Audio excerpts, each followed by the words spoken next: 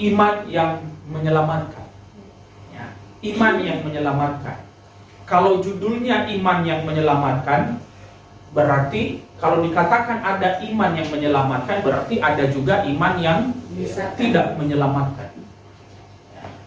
Ada iman yang menyelamatkan, ada iman yang tidak menyelamatkan. Dan itulah yang akan kita bicarakan hari ini. Ini kita bicarakan berdasarkan firman Tuhan. Kita melihat ada iman yang menyelamatkan, ada iman yang tidak menyelamatkan. Ini juga berdasarkan informasi Alkitab. Dan dengan kita belajar hari ini, dengan firman Tuhan hari ini, kita akan melihat iman apa yang kita hidupi selama ini. Dan iman seperti apa yang harus kita bangun ke depan. Nah, sebelum lebih jauh, saya ajak kita membuka Alkitab kita.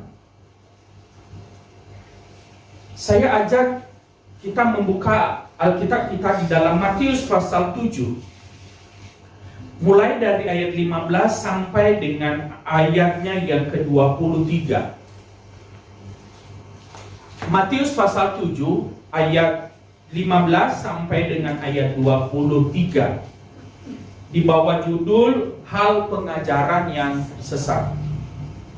Kalau sudah dapat Bapak Ibu, kita akan baca bersama-sama. Sekali lagi, Matius pasal 7 ayat 15 sampai dengan ayatnya yang ke-23. Kita baca sama-sama. Waspadalah. 3, ya. Waspadalah terhadap nabi-nabi palsu yang datang kepadamu dengan menyamar seperti domba, tetapi sesungguhnya mereka adalah serigala yang buas. Dari buahnya lah kamu akan mengenal mereka. Dapatkah orang memetik buah anggur dari semak duri atau buah ara dari rumput duri?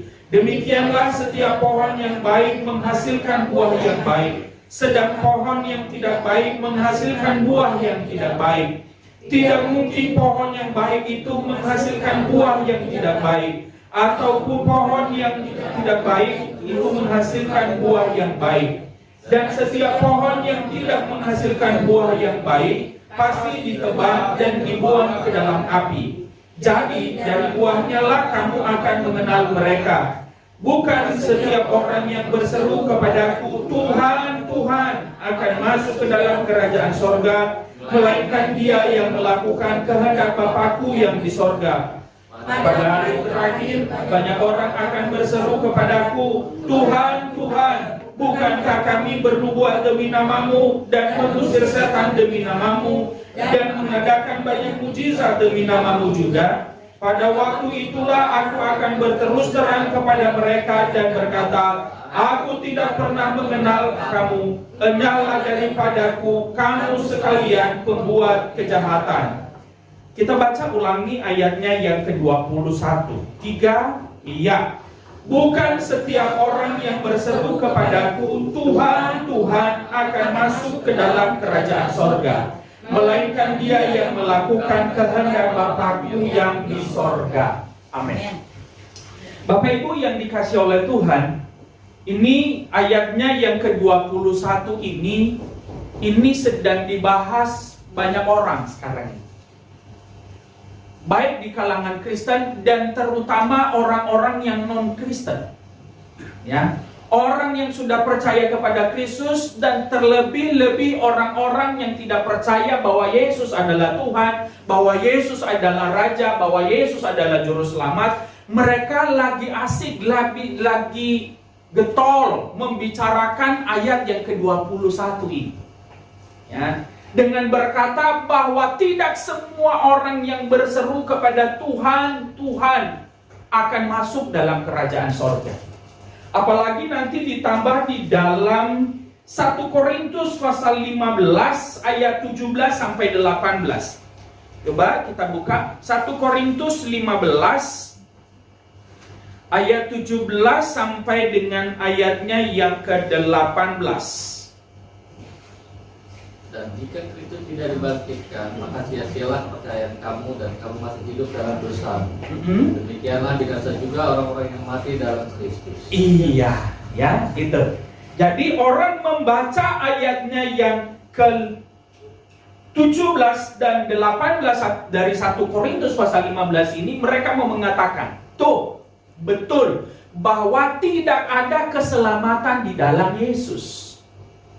Orang-orang yang tidak percaya kepada Yesus, orang-orang yang tidak percaya kepada Allah, orang yang tidak percaya kepada Alkitab, mereka akan mengutip ayat-ayat Alkitab ini dengan berkata, siapa yang percaya kepada Yesus pasti tidak selamat. Kenapa? Berdasarkan 1 Korintus pasal 15 ayat 17 dan 18 itu. Saya ulangi baca ayat 17 dan 18. Dan jika Kristus tidak dibangkitkan, maka sia-sialah kepercayaan kamu dan kamu masih hidup dalam dosamu. Khususnya ayat 18. Demikianlah binasa juga orang-orang yang mati dalam Kristus. Nah, ini yang banyak dipakai oleh orang-orang yang belum percaya kepada Kristus. Mereka membicarakannya. Dan juga Matius pasal 7 ayat 15 tadi. Mereka berkata, siapa yang percaya kepada Yesus pasti masuk neraka. Bapak Ibu, tapi kalau kita yang memahami firman Tuhan, kita akan mengerti maksud ayat ini. Ya kan? Dalam 1 Korintus pasal 15 ayat 18 itu, demikianlah binasa juga orang yang mati di dalam Kristus. Itu kalau apa? Kalau ayat 17 dikatakan, kalau Yesus tidak dibangkitkan, kalau Kristus tidak bangkit dari antara orang mati, maka orang yang percaya kepada Yesus itu memang pasti tidak selamat. Ya kan? Pasti tidak selamat. Siapa yang percaya kepada Yesus, padahal Yesus tidak bangkit, padahal Yesus tidak naik ke surga, maka orang-orang itu pasti tidak selamat. Jadi betul, orang yang percaya kepada Yesus, kalau Yesus tidak bangkit, pasti akan binasa. Tetapi yang benar ayatnya yang ke-20, ya. Ayat yang ke-20 dari 1 Korintus 15 itu, tetapi yang benar ialah bahwa Kristus telah dibangkitkan dari antara orang mati, sebagai yang sulung dari orang-orang yang telah meninggal. Artinya, karena Yesus sudah bangkit, maka orang yang percaya kepada Yesus pasti selamat. Saya ulangi sekali lagi. Ayat 18 dia berkata, demikianlah binasa juga orang-orang yang percaya di dalam Yesus. Demikianlah binasa juga orang-orang yang mati dalam Kristus, kalau Yesus tidak bangkit. Tetapi yang benar adalah Kristus telah bangkit dari antara orang mati.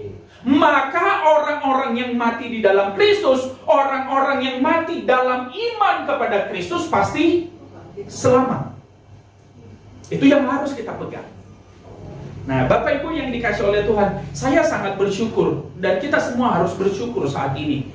Kalau banyak orang yang membicarakan firman Tuhan hari ini, banyak orang membahas tentang Alkitab, meskipun dengan maksud yang tidak tulus, dengan maksud yang tidak baik. Mereka mengambil ayat-ayat Alkitab untuk melemahkan Alkitab itu sendiri.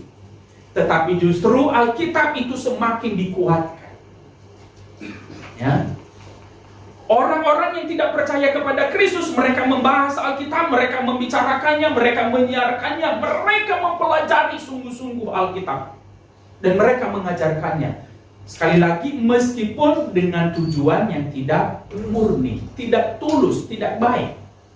Tapi Paulus berkata, tidak apa-apa, tidak mengapa.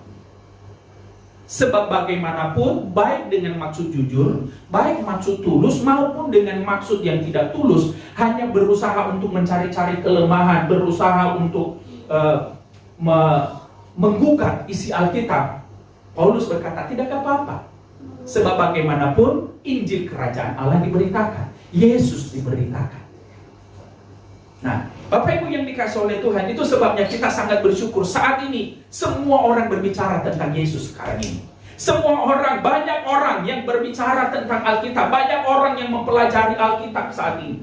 Doa kita sekarang ini adalah supaya orang-orang yang membaca Alkitab, yaitu orang-orang Kristen, orang-orang yang mempelajari Alkitab secara sungguh-sungguh, mereka semakin dikuatkan dalam imannya kepada Tuhan, semakin memahami Tuhan dan isi hatinya dengan sungguh-sungguh dan semakin lebih baik. Sementara orang-orang yang mempelajari Alkitab dengan maksud yang tidak tulus, supaya juga mereka mendapatkan kemurahan Tuhan, mereka mendapatkan pencerahan dari Tuhan, dan mereka mengerti firman Tuhan.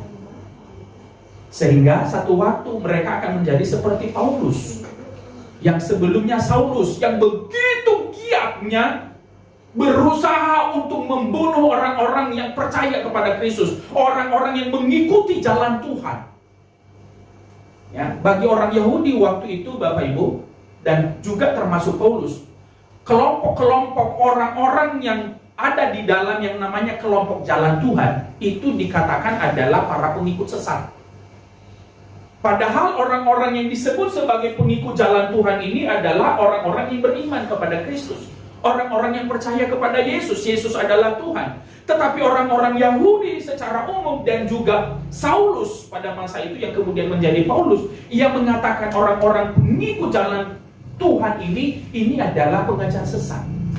Mereka ini adalah sesat. Itu sebabnya Saulus begitu giat berusaha membinasakan para pengikut jalan Tuhan. Dan justru dia bertobat ketika dia dalam sebuah misi berusaha untuk membunuh umat Tuhan, orang-orang yang mengikut jalan Tuhan. Dan justru di situ dalam misinya untuk membinasakan orang percaya ini, dia bertemu dengan Tuhan. Dan sampai pada akhirnya justru dia juga banyak menderita karena Injil yang sebelumnya ia tentang. Ia banyak kesusahan, ia mati dalam kesulitan karena Yesus yang sebelumnya ia benci.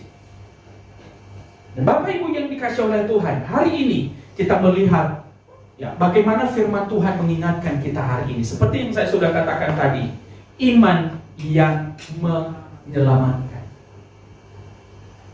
Banyak orang yang beriman, banyak iman, tetapi tidak semua yang disebut iman itu selamat.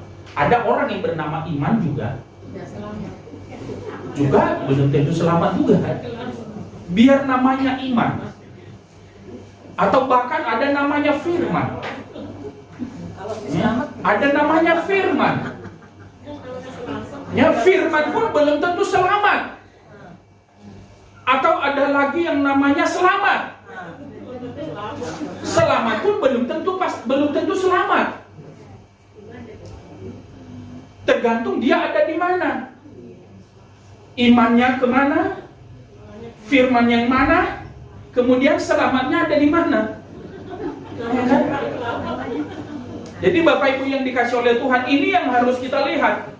Kan saya sudah katakan tadi, kalau ada iman yang menyelamatkan, berarti ada juga iman yang tidak menyelamatkan. Nah, ini dikatakan di dalam Matius ya pasal 15, kembali ke Matius pasal 7. Matius pasal 7 ayatnya yang ke-21, ini ada iman di sini. Bukan setiap orang yang berseru kepadaku, Tuhan, Tuhan, akan masuk ke dalam kerajaan sorga, melainkan dia yang melakukan kehendak Bapakku yang di sorga. Yang berseru kepada Tuhan, memanggil-manggil Tuhan, berarti artinya beriman kepada Tuhan. Betul? Kalau dia tidak beriman kepada Tuhan, ya pasti tidak memanggil-manggil Tuhan. Tapi karena dia beriman kepada Tuhan, karena dia percaya kepada Tuhan, makanya dia memanggil Tuhan itu. Dan Bapak Ibu yang dikasih oleh Tuhan, dalam pengiringan kita kepada Tuhan ini ada banyak sekali hambatan-hambatan yang kita hadapi. Nah, hari ini kita sudah melihat tadi bahwa orang yang hanya beriman tetapi berimannya tidak jelas, ya, ini yang harus mengoreksi lagi keselamatannya, ya.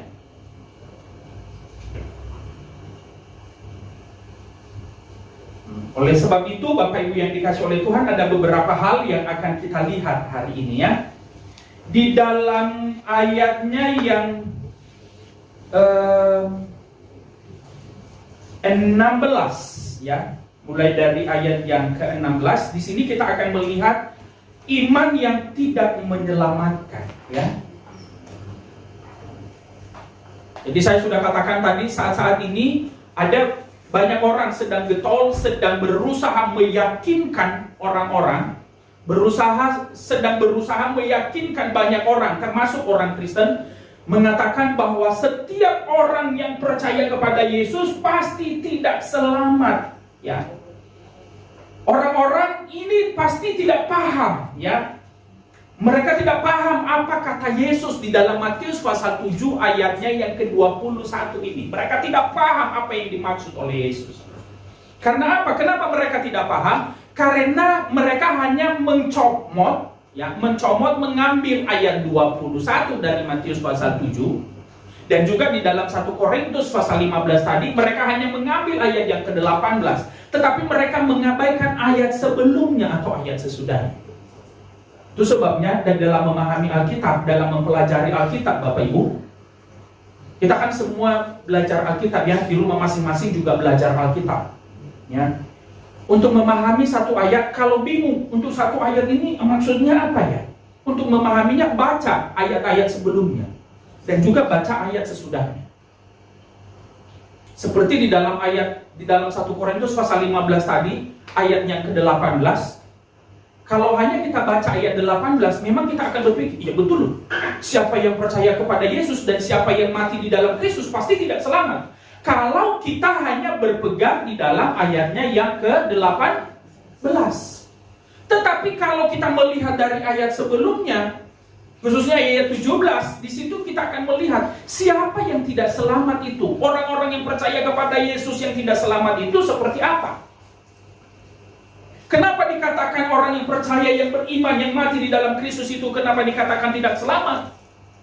Dengan membaca ayat 17, kita akan mengetahui bahwa betul orang tidak akan selamat percaya kepada Kristus kalau Yesus tidak bangkit. Tapi kalau Yesus bangkit, orang yang percaya kepada Kristus pasti selamat. Amin. Justru di luar Yesus tidak ada keselamatan. Di dalam Yohanes pasal 15 dia berkata, akulah pokok anggur yang benar dan kamu adalah cabang-cabangnya, dan di luar aku kamu tidak dapat berbuat apa-apa. Kemudian Petrus berkata di dalam Kisah Rasul pasal 4 ayat 12. Ya, Kisah Rasul pasal 4 ayat 12, coba dibacakan saja. Kisah Rasul 4 ayat 12, silakan seorang baca.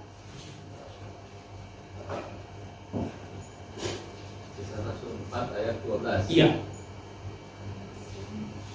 Dan keselamatan tidak ada di dalam siapapun juga. Nah, ini ya, ulangi sekali lagi.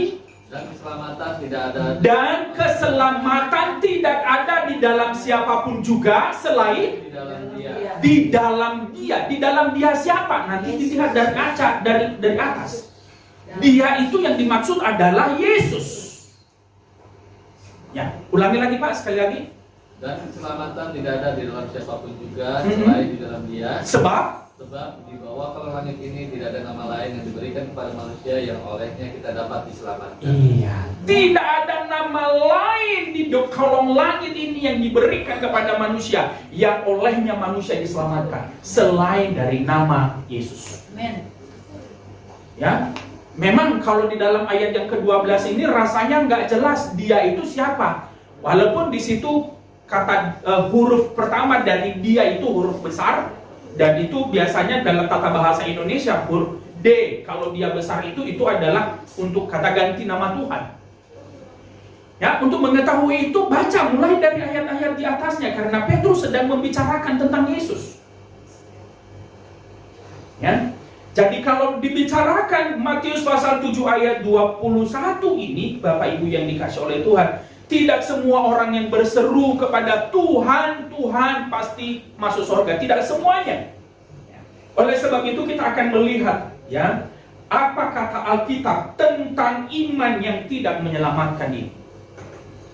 Ya, jadi ada iman yang menyelamatkan, tapi ada juga iman yang tidak menyelamatkan. Yang pertama, kita akan melihat iman yang tidak menyelamatkan. Iman yang tidak menyelamatkan ini adalah iman yang bukan kepada Yesus. Iman yang bukan kepada Yesus. Jadi iman kepada yang lain, bukan kepada Kristus, itu pasti tidak selamat.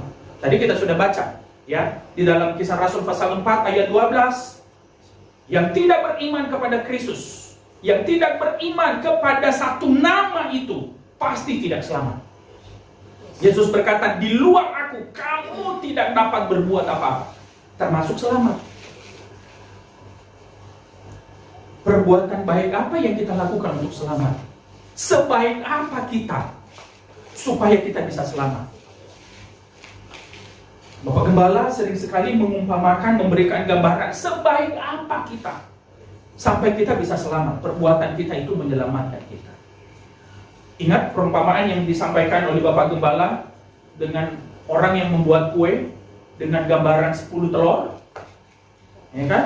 Untuk mengaduk itu ada 10 telur, 9 telur semuanya baik. Ya, ternyata yang terakhir dipecahin, udah langsung masuk.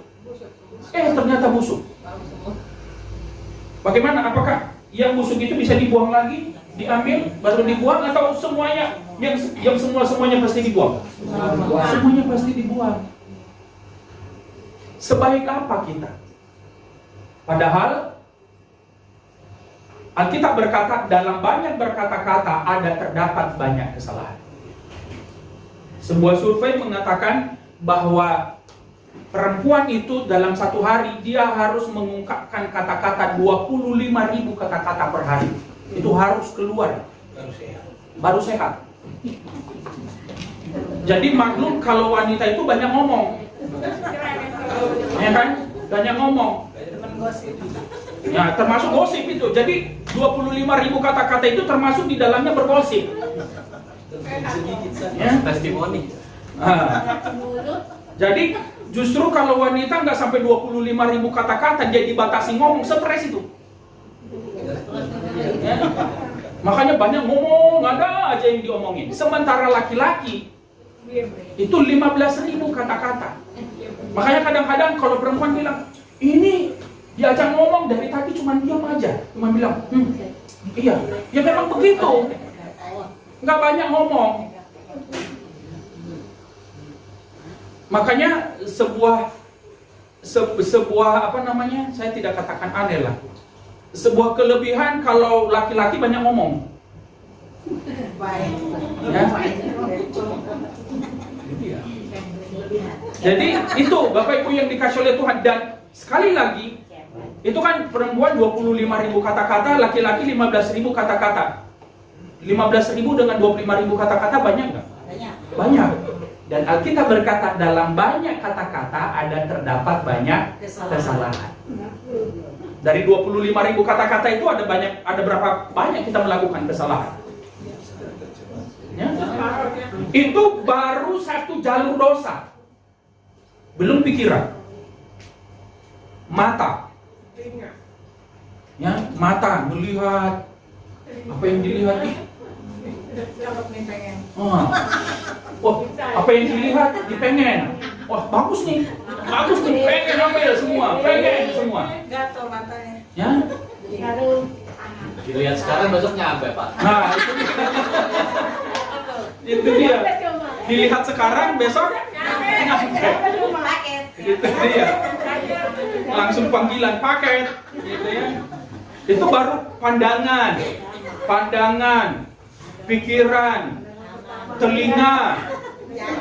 Ya, dari telinga terus diolah di otak. Ya. Makin banyak lagi. Jadi dari kata-kata, dari pandangan mata, pikiran, dari telinga, belum lagi perasaan sendiri. Ada banyak sekali. Jadi sebaik apa kita sehingga kita mendapatkan keselamatan? Sebaik apa kita sehingga Tuhan mengizinkan dan berkata, oh kau baik sekali, ayo masuk surga. Tapi kita bersyukur kepada Tuhan sebab Yesus hadir. Tuhan hadir dalam pribadi Kristus yang menjadi jaminan bagi kita, bagi manusia untuk diselamatkan. Jadi iman yang seperti apakah yang tidak menyelamatkan ini? Yaitu iman yang tidak tertuju kepada Kristus. Yohanes pasal 11 ayat 25. Yohanes pasal 11 ayat 25. Jawab Yesus, "Akulah kebangkitan dan hidup. Iya. Siapa percaya kepadaku, ia akan hidup walaupun dia sudah mati." Nah, Yesus berkata, "Akulah kebangkitan dan hidup, dan siapa yang percaya kepadaku, ia akan hidup walaupun ia sudah mati." Jadi iman yang tidak menyelamatkan itu kalau ia tidak beriman kepada Yesus. Beriman sih, beriman, namanya beriman. Percaya, tapi bukan percaya kepada Kristus. Sebab hanya yang percaya kepada Yesus itulah yang pasti akan selamat. Amin. Ya. Jadi iman yang seperti apakah yang tidak menyelamatkan itu? Iman yang tidak tertuju kepada Yesus. Iman yang tidak tertuju kepada Kristus. Itu yang pertama, iman yang tidak menyelamatkan itu. Iman yang tidak tertuju kepada Kristus. Tidak terarah kepada Kristus. Padahal Yesus sudah berkata, siapa yang percaya kepadaku, ia pasti hidup. Meskipun ia sudah mati. Nah, berarti tadi di dalam 1 Korintus pasal 15 ayat 18 semakin terjawab. Tadi kalau hanya ayat 18 dari 1 Korintus tadi, demikianlah binasa orang yang percaya kepada Yesus. Orang yang mati di dalam Kristus pasti akan binasa. Tetapi sekarang, orang yang mati di dalam Kristus, yang percaya kepada Kristus, orang yang mati dan tetap beriman kepada Kristus pasti selamat. Itu Yesus yang menjamin. Amin. Bukan manusia yang menjamin, tetapi Yesus sendiri yang menjaminnya. Orang yang beriman kepada Kristus pasti selamat. Amin. Dan hari ini kita bersyukur kita adalah orang-orang yang percaya kepada Kristus. Amin. Jadi baik kita hidup maupun kita mati ketika Yesus datang, kita pasti selamat. Yang kedua, iman yang tidak menyelamatkan itu adalah iman yang tidak didukung atau tidak disertai dengan perbuatan. Kita kembali kepada Matius pasal 7 itu ayatnya yang ke-16 sampai dengan ayatnya yang ke-21. Sampai ayat 20. Ayat 16 sampai ayat 20, silakan Pak Hendra. Dari buahnya lah kamu akan mengenal mereka. Dapatkah orang memetik buah anggur dari semak duri atau buah ara dari rumput duri? Iya. Demikianlah setiap pohon yang baik menghasilkan buah yang baik, sedang pohon yang tidak baik menghasilkan buah yang tidak baik. Iya. Tidak mungkin pohon yang baik itu menghasilkan buah yang tidak baik, ataupun pohon yang tidak baik itu menghasilkan buah yang baik. Dan setiap pohon yang tidak menghasilkan buah yang baik pasti ditebang dan dibuang ke dalam api. Jadi dari buahnya lah kamu akan mengenal mereka. Nah, tuh. Jadi Bapak Ibu yang dikasih oleh Tuhan, di sini dituntut pohon itu harus menghasilkan buah yang sama. Di situ tadi dikatakan rumput duri dari buahnya, Dapatkah orang memetik buah anggur dari semak duri atau buah ara dari rumput duri? Jadi yang pertama, satu pohon harus mengeluarkan buah yang sama. Pohon ara harus mengeluarkan buah ara. Pohon anggur harus mengeluarkan buah anggur. Pohon pisang harus mengeluarkan buah pisang. Manggis harus mengeluarkan buah manggis. Tetapi ingat, bukan hanya sebarang buah, buahnya harus baik. Pohon mangga yang baik harus mengeluarkan buah mangga yang bagus, yang baik. Jadi jangan kelihatannya pohonnya bagus, tetapi buahnya tidak bagus. Jadi itulah iman yang tidak menyelamatkan, yaitu buah yang tidak sesuai dengan pohonnya. Jadi iman yang tidak disertai, tidak didukung dengan perbuatan, ini pasti tidak menyelamatkan. Ada orang berkata, bahkan memang firman Tuhan berkata, kamu diselamatkan, kita ini diselamatkan karena kasih karunia oleh iman. Itu sebabnya ada orang berkata, ada hamba Tuhan juga, ada pengkhotbah berkata bahwa tidak perlu yang lain, cukup kasih karunia, cukup iman, tidak perlu perbuatan. Kasih karunia itu adalah perbuatan dari Tuhan. Tetapi di situ dikatakan karena kasih karunia kamu diselamatkan. Itu nanti baca Di dalam Efesus pasal 2 ayat 8 sampai 10. Manusia itu diselamatkan karena kasih karunia oleh iman, melalui iman. Jadi dari Tuhan itu kasih karunia. Tuhan memberikan kasih karunia. Dari manusia harus ada respon. Apa itu? Iman. Iman itu perbuatan enggak? Iman itu perbuatan.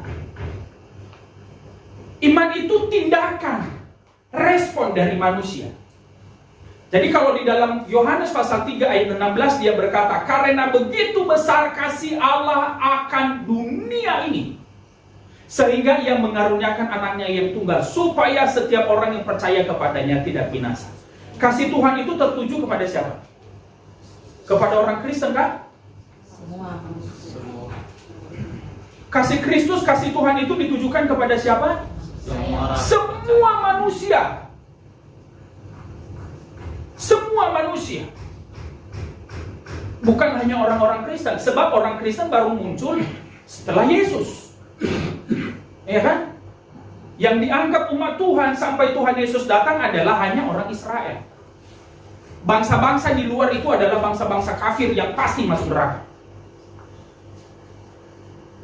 Kasih Tuhan itu ditujukan untuk semua orang, tetapi yang benar-benar selamat adalah orang yang merespon kasih karunia Tuhan itu. Respon itu, itulah iman. Dan iman itu adalah tindakan manusia, perbuatan manusia. Tetapi sekali lagi Bapak Ibu, bukan perbuatan baik kita yang menyelamatkan kita. Itu dituju lebih dahulu memang kasih karunia, ya.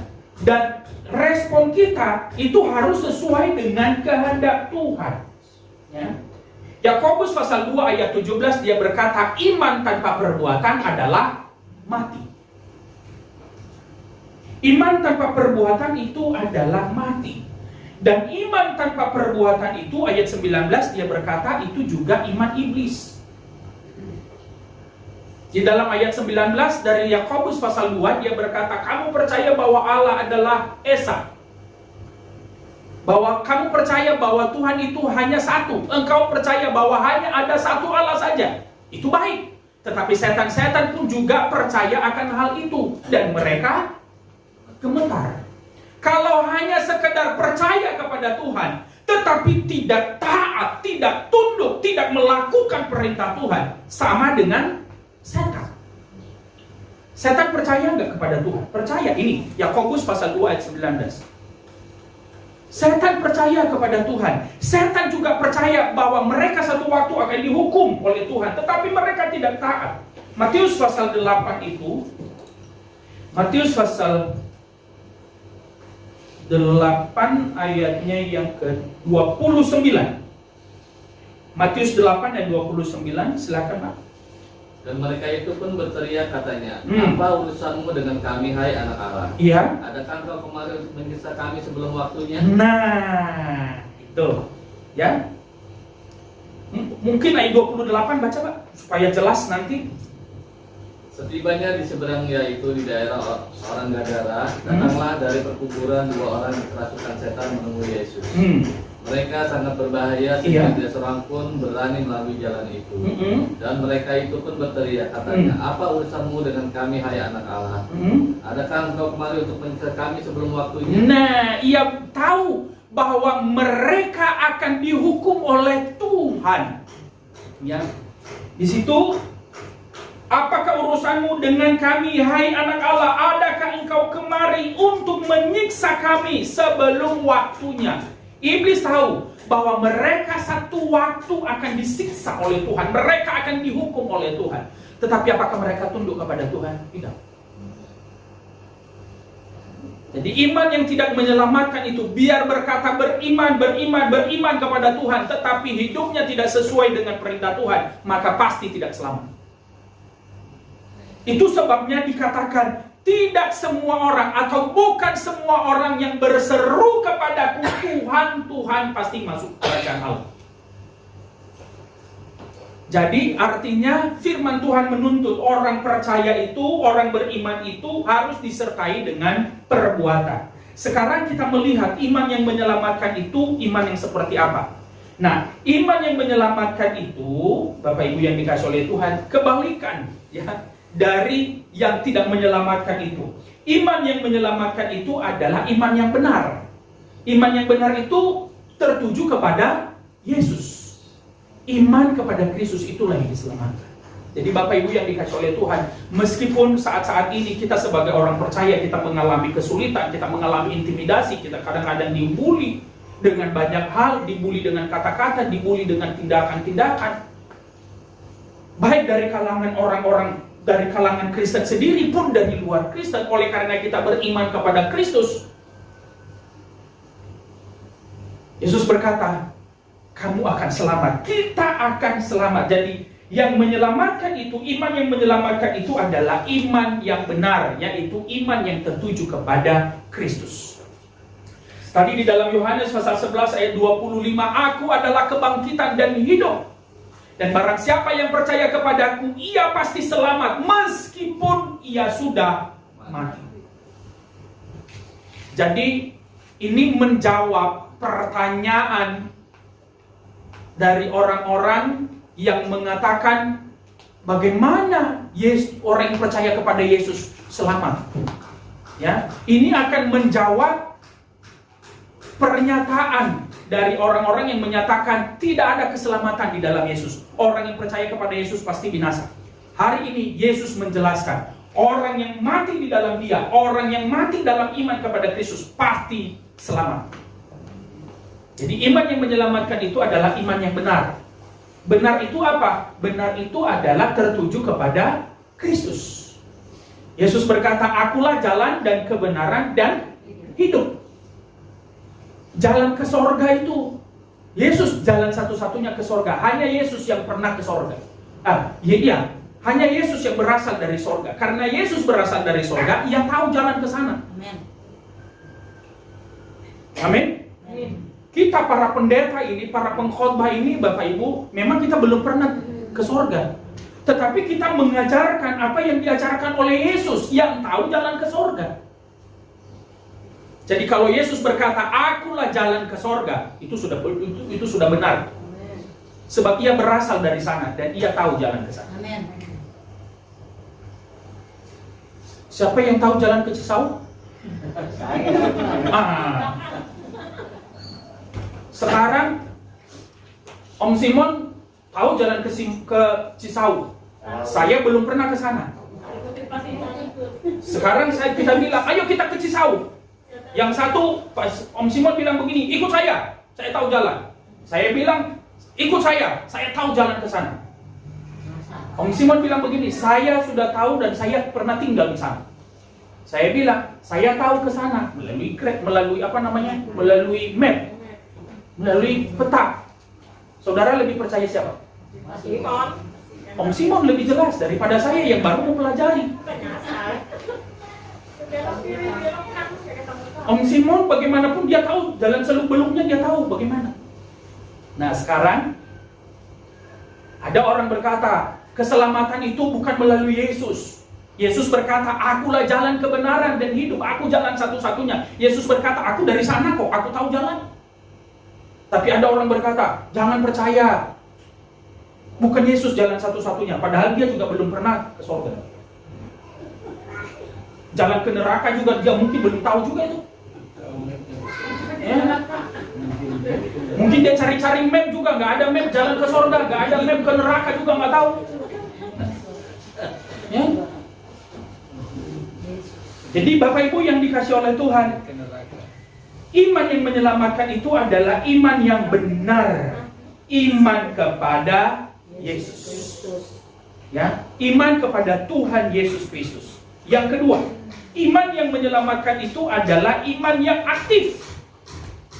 Aktif itu adalah yang disertai dengan perbuatan. Aktif itu adalah nyata dalam praktek hidup setiap hari. Itu sebabnya di dalam Matius pasal 7 ayat 21 itu, bukan semua orang yang berseru Tuhan, Tuhan akan masuk dalam kerajaan sorga, melainkan dia yang melakukan kehendak Bapakku yang di sorga. Jadi beriman kepada Tuhan harus melakukan kehendak Bapa. melakukan kehendak Tuhan. Praktek hidup ini nyata dalam praktek hidup setiap hari. 1 Yohanes pasal 4 ayat 20. Kalau seorang berkata aku mengasihi Allah dan dia membenci saudaranya, maka ia adalah pendusta. Iya. Karena barang siapa tidak mengasihi saudaranya yang dilihatnya, tidak mungkin mengasihi Allah yang tidak dilihat. Nah, saudara mengasihi Tuhan, amin. Buktikan kasihmu kepada Tuhan melalui kasih kepada sesama. Jadi artinya kasih kepada Tuhan itu harus nyata dalam praktek hidup setiap hari. Bagaimana kita mengasihi Tuhan? Kasihilah sesamamu, buktikan kasihmu kepada sesama melalui tindakan, melalui perbuatan. Yohanes pasal 14 ayat 15. Yohanes 14 ayat 15.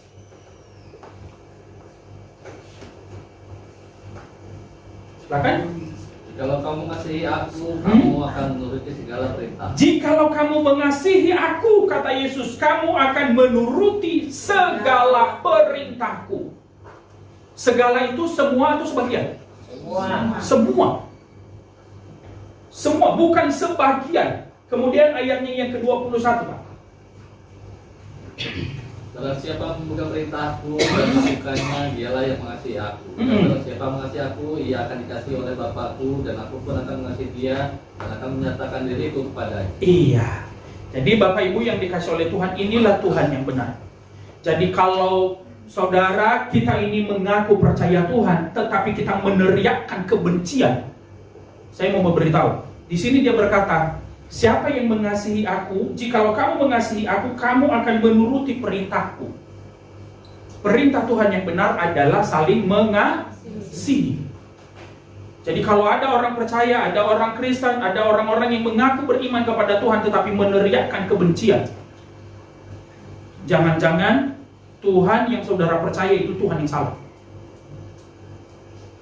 Sebab Tuhan yang benar itu meneriakkan kasih, bukan kebencian,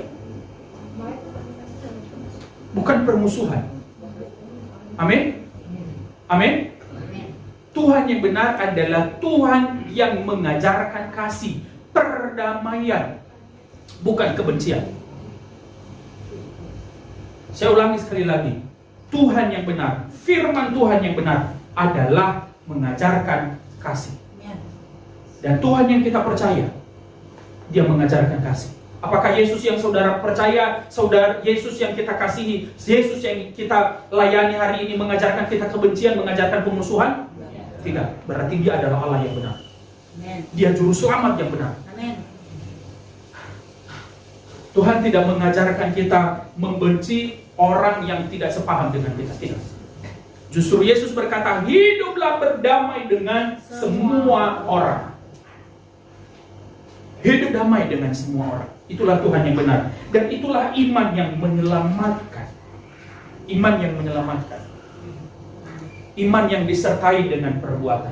Jadi ketika Yesus berkata tidak semua orang yang berseru Tuhan, Tuhan masuk dalam kerajaan sorga, berarti percaya tanpa disertai ketaatan dan melakukan perintah Tuhan sama dengan kepercayaan atau sama dengan iman iblis.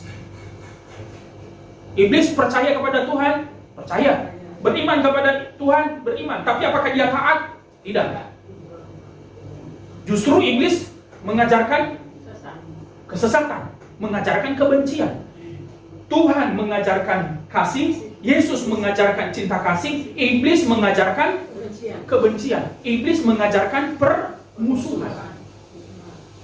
Jadi saudara bisa membedakan, saudara bisa mengetahui Tuhan yang saudara percaya dan iman saudara itu menyelamatkan atau tidak.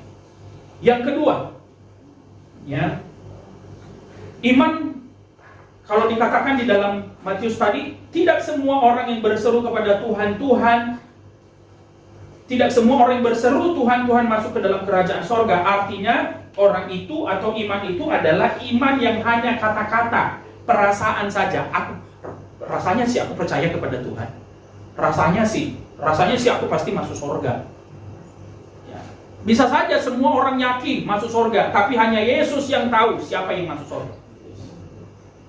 Semua orang berkata, aku percaya masuk surga. Semua orang berkata, ini yang membuat masuk surga dan aku pasti masuk surga. Karena aku berbuat begini, pasti masuk surga. Aku mengerjakan ini, pasti masuk surga. Semua orang boleh meyakini itu. Tetapi sekali lagi, yang memastikan seseorang dapat masuk surga atau tidak adalah Tuhan Yesus.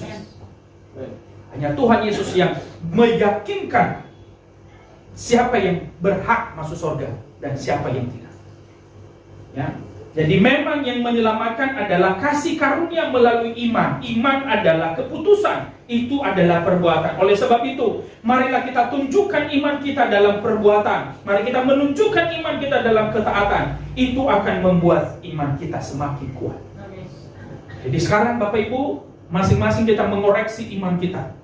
Apakah iman yang kita miliki selama ini adalah iman yang menyelamatkan atau tidak? Kalau ternyata setelah kita koreksi berdasarkan firman Tuhan, ternyata iman yang kita imani selama ini iman kita salah. Ayo berbalik kepada iman yang benar, supaya iman kita itu tidak percuma. Jadi masuk surga itu bukan perasaan Bapak Ibu. Yesus juga menjanjikan surga itu bukan perasaan. Bukan hanya janji-janji palsu. Sampai ada lagu kan, lagu bilang begini, kau yang berjanji, engkau yang ingkari, engkau yang mulai, engkau yang akhiri. Tuhan Yesus nggak begitu. Yesus yang berjanji, ia pasti menepatinya. Ia yang memulai, pasti ia memimpin sampai akhir. Itu sebabnya ia berkata, aku adalah Alfa dan Omega. Ia sudah memulai keselamatan ini dan ia akan memimpin sampai akhir. Ia adalah awal dan akhir. Tuhan Yesus memberkati kita semua dan kiranya kita dapat